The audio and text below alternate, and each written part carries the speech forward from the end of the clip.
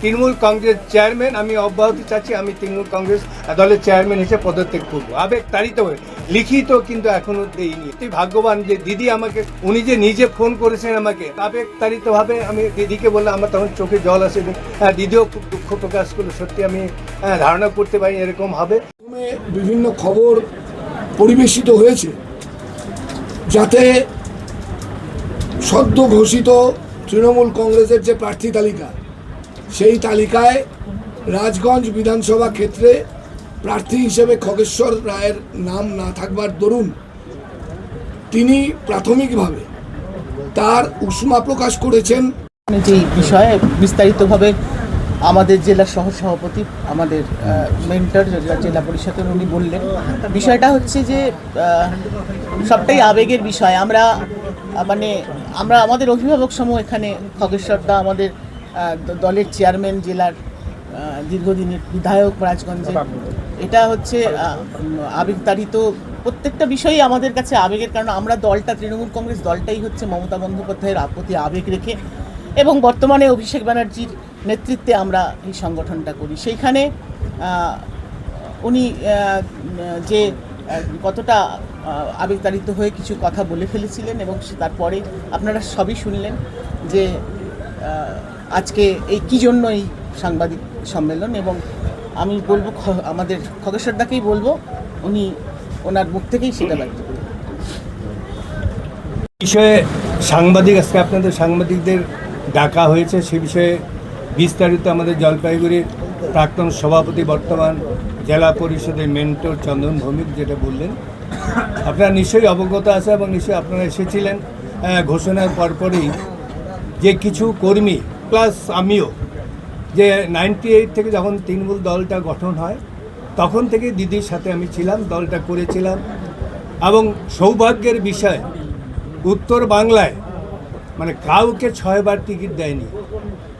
উত্তর বাংলা একটা না একই বিধানসভায়, সেখানে আমাদের সর্বভারতীয় তৃণমূল কংগ্রেস নেত্রী 2001 দিয়েছেন, 2006 দিয়েছেন, হেরেছি, 2009 বাই ইলেকশন দিয়েছেন, 2011-তে দিয়েছেন, 2016-তে দিয়েছেন, 2021-এ দিয়েছেন। এবং সেখানে 4 বার কিন্তু রাজগঞ্জ বিধানসভার মানুষ, একবার শুধু 21 রাজগঞ্জ বিধানসভা ছিল, সেটা হচ্ছে 21 রাজগঞ্জ ডাবগ্রাম ফুলবাড়ি এবং রাজগঞ্জ একই বিধানসভা ছিল। ওই এলাকায় 21 রাজগঞ্জ বিধানসভার মানুষ প্রথম জলপাইগুড়ি জেলার প্রথম তৃণমূল কংগ্রেসের বিধায়ক নির্বাচিত করে বিধানসভা পাঠিয়েছিলেন। তারপরে 2011 তখন ডিলিমিটেশন হলো, দুটো বিধানসভা হলো, রাজগঞ্জ বিধানসভাটা একটা ডাবগ্রাম ফুলবাড়ি 19 আর রাজগঞ্জ হচ্ছে 18। সেখানে 2011, 2016, 2021 পরপর 3 বার 18, 21 রাজগঞ্জ বিধানসভার মানুষ, সমস্ত স্তরের মানুষ, যখন যারা দায়িত্বে ছিলেন, ব্লক সভাপতি থেকে শুরু, অঞ্চল সভাপতি থেকে শুরু করে আমাদের মহিলা সভা, সবাই কিন্তু পরিশ্রম করে আর টানা 4 বার আমাকে বিধায়ক করেছে। তার জন্য আমি এত আনন্দিত হয়েছিলাম, ভেবেছিলাম যে এবারেও বোধহয় 2026-এ যে নির্বাচন, এবারেও আমি প্রার্থী হব। আমি কেন, আমার যারা দলের কর্মী যারা ছিল তারাও ভেবেছিল এবারেও প্রার্থী হবে, এবারেও বিপুল ভোটে জিতবে। কিন্তু যখন তালিকাটা প্রকাশ হয়, হঠাৎ কর্মীরা সবাই ভেঙে পড়ে আর কি, যে নাম ছিল না অনেক কারণে, যাই হোক বয়সজনিত কারণে, যে কারণে হোক সেই তালিকা থেকে নামটা বাদ দিয়ে সেখানে স্বপ্না বর্মন 18 রাজগঞ্জ বিধানসভার প্রার্থী হন। তার জন্য আবেগতাড়িত প্রধান, পঞ্চায়েত সমিতি সভানেত্রী, পঞ্চায়েত সমিতি যারা ছিলেন, মহিলা নেত্রী, আইনটি থেকে শুরু করে যুব থেকে আবেগতাড়িতভাবে কিছু কথা বলেছিলেন। এবং আমিও বলেছিলাম আবেগতাড়িতভাবে, যেটা বাস্তব ঘটনা। আমি কি বলেছিলাম যে আজকে থেকে আমি জলপাইগুড়ি জেলার তৃণমূল কংগ্রেস চেয়ারম্যান আমি অব্যাহতি চাচ্ছি, আমি তৃণমূল কংগ্রেস দলের চেয়ারম্যান হিসেবে পদত্যাগ করব। আবেগতাড়িত হয়ে লিখিত কিন্তু এখনও দেইনি। কিন্তু সেটাই, যাই হোক, আপনারা সাংবাদিকতা করেন, আপনাদের মাধ্যমে সেটা বিরাট আকারে সেটা ফলাও করে লেখা হয়। তাই গতকাল আমাদের মেন্টর চন্দন ভৌমিক যেটা বলল, আমি সত্যি ভাগ্যবান যে দিদি আমাকে সর্বভারতীয় নেত্রী, 3 বারের মুখ্যমন্ত্রী, এবারে 4 বারের মুখ্যমন্ত্রী হবেন, উনি যে নিজে ফোন করেছেন আমাকে এবং আমাকে ডেকে পাঠিয়েছেন আমাদের শিলিগুড়ির মেয়র, বলছে দিদি তোমার সাথে কথা বলবে, এক ইয়েতে তুমি আমার বাড়িতে আসো। তখন 10:15 বাজে। যাই হোক, আবেগতাড়িতভাবে আমি দিদিকে বললাম, আমার তখন চোখে জল আসে। দিদিও খুব দুঃখ প্রকাশ করলো, সত্যি আমি ধারণা করতে পারি এরকম হবে।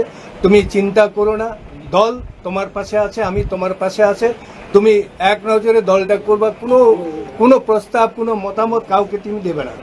এবং তার জন্য সত্যি আবেগদায়িত্ব যে একজন 3 বারের মুখ্যমন্ত্রী এবং এত কষ্ট করে ভারতবর্ষ আজকে কেন্দ্রীয় সরকার যেভাবে আমাদের রাজ্য সরকারকে যেভাবে বঞ্চনা করছে, শুরু করে যেভাবে আন্দোলন করছেন, তার কথা আমি কোনোদিন ভুলতে পারবো না। তাই উনি যখন ফোন করেন আমার চেতনাবোধ ফুরে গেল, যে আবেগতাড়িতভাবে যেটা আমি বলেছি সেটা আবেগতাড়িতভাবে আমি বলেছি, আমি আপনার দলেই করব, অন্য দলে যাব না, আপনি যা দায়িত্ব দেবেন সেই দায়িত্ব আমি পালন করব। আবার তখন উনি বলেছিলেন, দাদা বলে, আগে দাদা বলতো 2001 সালে, দাদা তুমি চিন্তা করুন, দল তোমার পাশে আছে, তুমি যাতে দলটা করতে পারো, প্রশাসনিক কাজে করতে পারো, সর্বতভাবে ইলেকশনের পরে তোমাকে সেরকম একটা দায়িত্ব দেওয়া হবে বলছে আর কি। তাই আমি যেটা ভাবি যে আজকে নেত্রীর মতো এরকম নেত্রী আমরা কোথাও খুঁজে পাবো না, সেটা আবেগতাড়িত যে কোনোভাবে হোক না কেন সেটা হয়েছে। তাই আমি তৃণমূল কংগ্রেস দলেই করব।